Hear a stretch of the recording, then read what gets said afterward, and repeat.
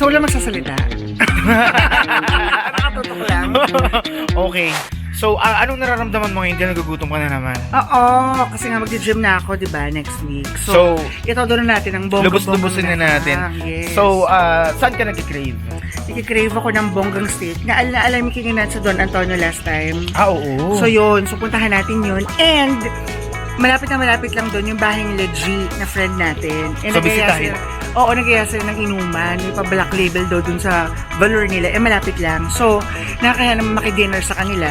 Kaya, mag-dinner muna tayo sa labas. Oo, Tapos, saka natin saka tayo pumunta doon. Pero pag nalasing tayo mamaya, di ba? Hindi na tayo mahiyang mambulaklat ng mga... Ng ref. Oo, ng ref nila. May ugali po kaming ganyan, kaya pasensya na po kayo. Tsaka hello, nung last time na dito naman sa bahay, di ba si Jean kumanta ng ano? Ano ka natin? Balutin mo ako ng hiwa. Di ba nagbalot ng spaghetti? Spaghetti, oo. Gaganti tayo sa yes, kanya. at kukunin natin yung Tupperware sa bahay nila. Okay? So, samahan niyo kami, friends! So, let's go! So, dahil flat na flat ang buhok ko. Okay, nakapaayos ng ayos. Diba? Parang mag-volume ba yan sa kakahawi mo? Justin Bieber ka nga. Mag-usap-usap muna tayo. Ano usapan natin? Alam mo, ang gusto ko dun kasi sa pupuntahan natin is ang ganda nung ambience. Ay, oo. Diba? Kasi para siyang nasa third floor ata, no? Oo. Tapos may That is Vietnamese.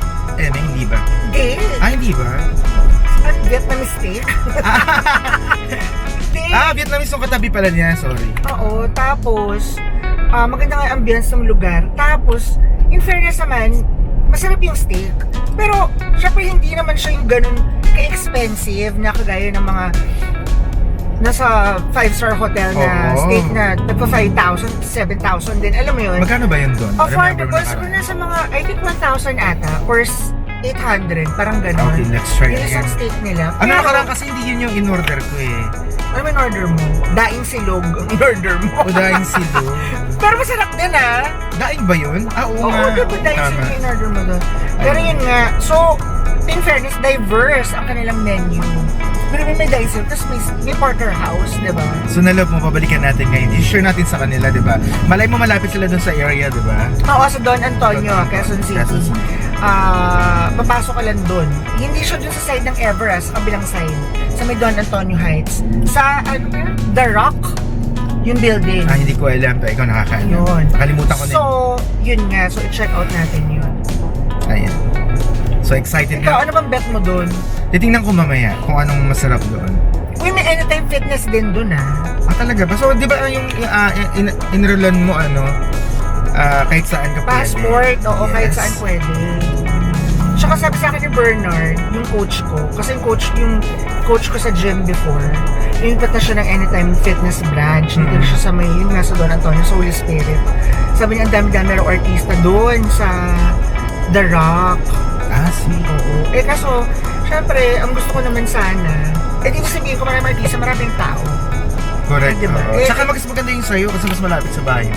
Oo, no? Parang 3 minutes away lang, pwede kong lakarin eh. Yun yung cardio mo, di ba? Punta sa gym. Yun na yun. Feeling ko hindi mo kaya maglakad. Grabe ka, pero tama naman. Tama naman din. Bumawi ka na lang dun sa cardio sa loob ng gym. Sa gym, mag-treadmill ka lang, tsaka mag-elliptical ka. Correct. True. So yun. O tsaka in fairness, pumayag sila, Jay, na na bigyan ka ng passes, ng 1-day full pass. Oo, kasi mag-vlog tayo, titingnan natin, diba? Oo. Yes, tingnan natin kung ano ang endurance mo. Kasi ako first time kong mag-gym, wala pa akong idea. So titingnan natin. So First time thankful- mag-gym, di ba yung gym kasi may sa inyo? Hindi. Sa Pandakan. Sa fitness first. Sa ano ba yung sayo? Anytime. Anytime. May fitness first pa ba? Ewan ko. Baka second na lang sila. Second. Ewan ko sa'yo. Fitness second. Pero yun nga, so, tingnan natin yung inyong endurance. Hindi, nag-gym ka sa Pandakan, Jay, pero... Wala, mga ano-ano lang. Yung buhat-buhat lang. So more on buhat-buhat. Pero may Kaya equipment din, may treadmill din doon. wala. As in talagang hardcore. Oh. So, pang Pabig- bakal-bakal. Pambakal-bakal Bodybuilder. Siyempre, hindi naman ako nagbubuhat ng ganung kabigat, diba? So, mga ano lang. Ano, eme-emeng dumbbellettes. Oo. Ano ba yung tawag doon? Dumbbellettes. Dumbbellettes. Oo. Yung maliliit na dumbbells lang. Diba? Tsaka wala talaga akong sinusunod na program. Kung ano yung bet ko, gawin. Yun na lang. yun, laban Oo, na. oo. Ang maganda sa Anytime Fitness kasi, yun nga, merong pang na-assess ka pa, ganyan. Tapos, kung ano yung goal mo, like, syempre ako, ang goal ko, yun nga, to lose weight, tsaka mag-tone down, tsaka, di ba? Syempre, kailangan maging, ayoko naman ng Pero ikaw ba, Dale? no? Jane, no? Di Siya, ba? ang ganda-ganda ng mukha, pagkatapos bato-bato yung katawan. Bakal, no? Oo. Pero ako, Pero yun wala tayong problema sa mga ano Oo. sa mga Hindi ako, bato-bato sa'yo syempre iba, pero sa akin kasi yun yung goal ko. Kaya nga, kanya-kanya nga yan. Oo. So, ang maganda nga dun sa kanila, may trainer ka na kaya mo personalize yung training tsaka yung mga activities mo sa kung ano yung goal mo. Yun yung maganda dun. Tsaka medyo okay din yun kasi habang nagkakaedad tayo, syempre di ba, kailangan maging strong yung body natin. Para may laban tayo sa hamon ng buhay. buhay! Ah, Parang commercial ng gatas ng pamatanda. Ano ka? Hamon ng buhay. Alam mo, narinig ko sa commercial yan, te. oo. Oo. Hamon ng buhay na yan. Ayan. Para magiging sexy naman tayo. di ba? Nakakatawa yun, yung pinopromote mo, yung lumakas yung gumanding katawan sa hamon ng buhay, tapos mag-iinuman tayo.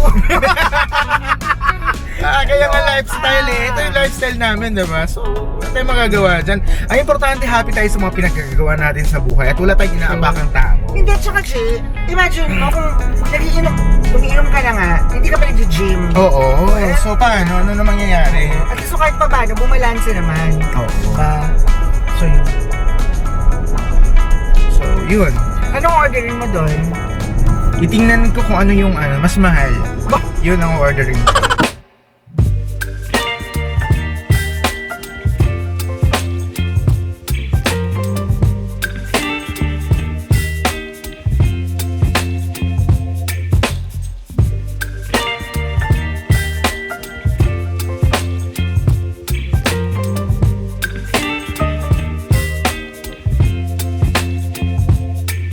Baby, you give me ice and fire. You're giving me wind and rain. You're some kind of butterfly.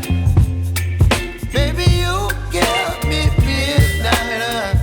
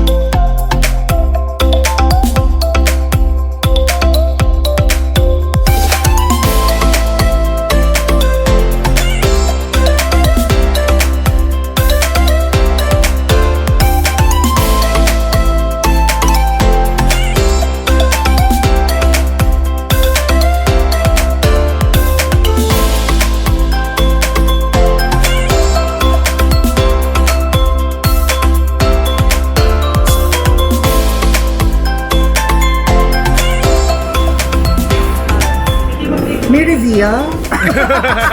Oo, ganon. So ayun na nga. Ano pala, yung porterhouse nila. Tama ba? Porterhouse. Oo. Yung porterhouse standard nila, 450 lang. Oo nga. And then yung porterhouse premium na super laki, na mas pinaesa, 1,480. So yun yung presyuhan. So syempre in-order natin, yung porterhouse lang na standard, Oo. 450. Diba? Tsaka umorder ka ng beef burger steak. Yes. Diba? Pero for sharing naman. So Sharing. share everything. At Correct. syempre hindi mawala ang San Niglay. Biratos. Check! Biratos. Abangan natin. Go!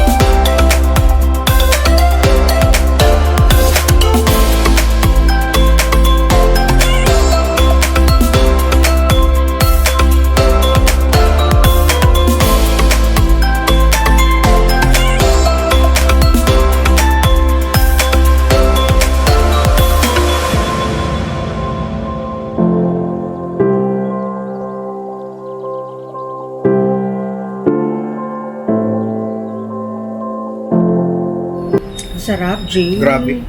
Steak. Parang gusto ko na dito tumira. So, in fairness, extra rice ka, ha? Gag... Alam mo, Happy dapat tayo. title ng vlog natin, extra rice, please. Ah, pwede. Diba? Extra rice, please. Cute. Very Pinoy yun. Kasi kung hindi na sa extra rice, dahil nga ang sarap. Saka ang lasa. So, ma-recommend ko talaga itong porterhouse kasi na una, ang ganda ng location nila, wala masyadong tao, diba? Private, pwede kang mag-emote, pwede kang magwalwal. Diba? Ang walwal beer, tama ba? Pag mag-iinuman, iinom. Pwede din. Diba? Kung pwede- ka magwalwal. Sige. So, pwede kang mag-chill and wine with steak. Or pwede rin nga siya actually pang date. Diba? Pag wala maraming tao, parang sa kayo lang dalawa rito. Oo, di ba ang maganda sweets, lugar. papaset up ka dun sa isa mga tables dito. Tapos wine and steak. Tsaka very sulit tayo yung 450 nila na steak. Sarap, di ba, Jay? Pwede na. Tsaka laki. Sobra, ang Oo, lapad. diba? Yes. Good for sharing talaga siya. Kinulong ka pa nga ng rice, diba? I know, pares tayo. Wag ka. Hindi lang ako, no? So, after nito, punta tayo kay G. Kasi nga, may nomo-nomo doon. So, diretso na tayo dun. Hanggang anong oras kaya tayo dun? Tingnan natin kung unang matutumba yung Black Label or tayo.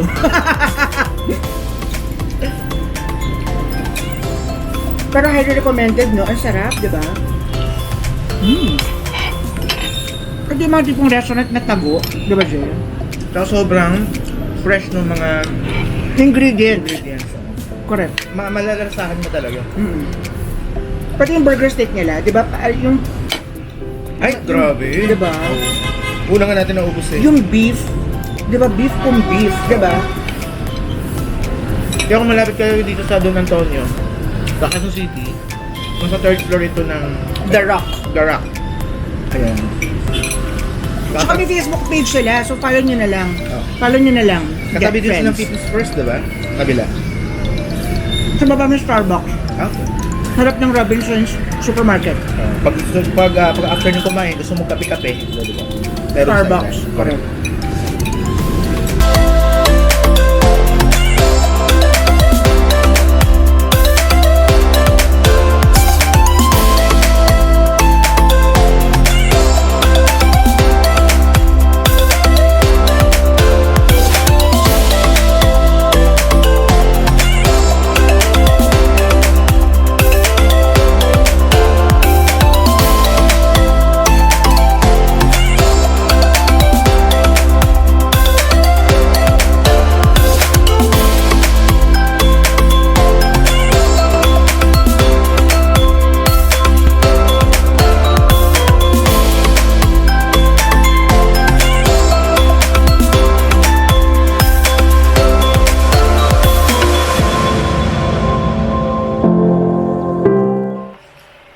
So, nandito na nga kami. Oh, nilikat mo ako ka. Ayan, Inom na guys. tayo, Ready di ba? na si Dave. Yeah. Ayan. Tsaka in fairness, hindi sa akin to I mean like, iinumin natin pero care of ng house owners. Correct. Na ating mga friends na nakakaluwag-luwag sa buhay. Saka medyo nakakatakot yan. Medyo malaki yan, Dave. Yes, ganito naman talaga kahit yung sa atin. 1 liter. Ah, okay. So, siguro hindi natin mauubos. Kiss. Ayoko nga. Kiss mo. Parte. Parte. Paayaw-ayaw pa. Ayaw-ayaw pa sa simula. So, anong natutunan mo ngayong araw na to? So, natutunan ko na ang sarap-sarap pala ng steak sa may Don Antonio. And, hindi kailang mahal. Kasi, Oo. hello, affordable naman at 450, diba? So, nakita nyo naman mga friends, diba? Sobrang laki na nun, no? Good for sharing na. Kung 450, edi hati na kayo, diba? Dalawa, actually, 2 to 3 nga yun. Kung talagang mga petit kayo, diba? Kahit 3 tao. Pero, pagka kagaya natin, nag-extra rice, kahit hati na kayong dalawa. Sa isang Pwede ganon, na. diba? So, kunwari kumakain ka ng ganong kasarap, tapos may dalang Black Label, tapos pagpalit yung kinain mo kanina sa Black Label. Black Label ako. Sorry. Oo, huwag tayo makapagplastikan. Diba? Pero masarap yung steak. Oo. Pero syempre, iba pa rin ang Black Label. Ayan. So, dahil magsisimula na kami, dyan muna kayo guys. Medyo, hindi mo na namin nilalabas na kami ay maglalasing tonight. Saka na lang. Diyos ko, parang di pa ba nila nakita? Pero Hindi pwede rin pa. naman. O, tunti lang na baka mabigla sila. Okay. Hindi nyo kakayanin pag nakita niyo. So mga friends, thank you for watching. Thank See you so you again much. sa next vlog. Bye!